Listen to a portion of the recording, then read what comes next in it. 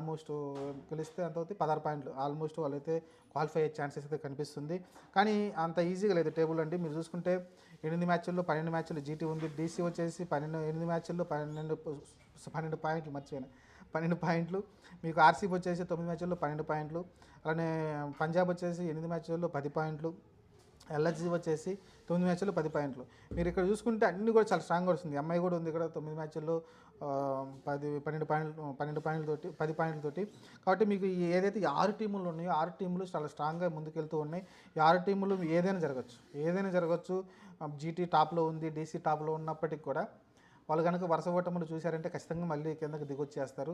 కాబట్టి ఇక్కడ నుంచి చాలా జాగ్రత్తగా గెలిపే ముఖ్యంగా ముందుకెళ్తూ ఉండాలి ప్రతి మ్యాచ్ కూడా. అప్పుడే వీళ్ళైతే ఈ 6 గోళ్ళ పోటీ అనేది ముందుకెళ్తూ ఉంటుంది. చూద్దాం. కేకేఆర్ కూడా ఛాన్స్ ఉంది. కేకేఆర్ కూడా ఛాన్స్ ఉంటుంది. మీరు ఆర్ఆర్కి కానీ లేకుంటే ఎస్ఆర్హెచ్కి కానీ సిఎస్కే కానీ చాలా కష్టం. సిఎస్కే ఎస్ఆర్హెచ్ అసలు వెళ్ళాలంటే ఇంకా తలకిందులు తపస్సు చేయాల్సి ఉంటుంది. ఎందుకంటే వీళ్ళకి 6 మ్యాచ్లు ఉన్నాయి. 6 గెలిచినా సరే 12 పాయింట్లు ప్లస్ ఒక 4 పాయింట్లు 16 పాయింట్లు. అంటే ప్రతి మ్యాచ్ గెలుచుకుంటారు. అంటే పైన ఉన్న ఎవరైతే 6 టీంలు ఉన్నాయో వాళ్ళైతే కొన్ని మ్యాచ్లు అయితే వరుసగా ఓడిపోవాల్సి ఉంటుంది. కాబట్టి మరి అది సాధ్యమంటే చెప్పలేము ఏం జరుగుతుందో. చూద్దాం. మరి నాకు తెలిసి ఎస్ఆర్హెచ్ కానీ ఆర్ఆర్ కానీ సిఎస్కే కానీ ఈ 3 టీముల్లో ఒక్క టీం కానీ ప్లే ఆఫ్కి వెళ్ళిందంటే మనకు హ్యాట్సాప్ చెప్పాల్సింది వాళ్ళకైతే.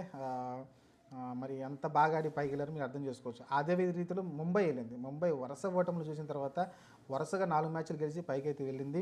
మరి అలానే మరి 4 టీములు కానీ ఒక్క మ్యాచ్ కానీ వరుసగా గెలుచుకుంటూ పైకి వెళ్ళిందని మటుకు హ్యాట్సాప్ చెప్పాల్సిందే. చూద్దాం ఏం జరగబోద్దో.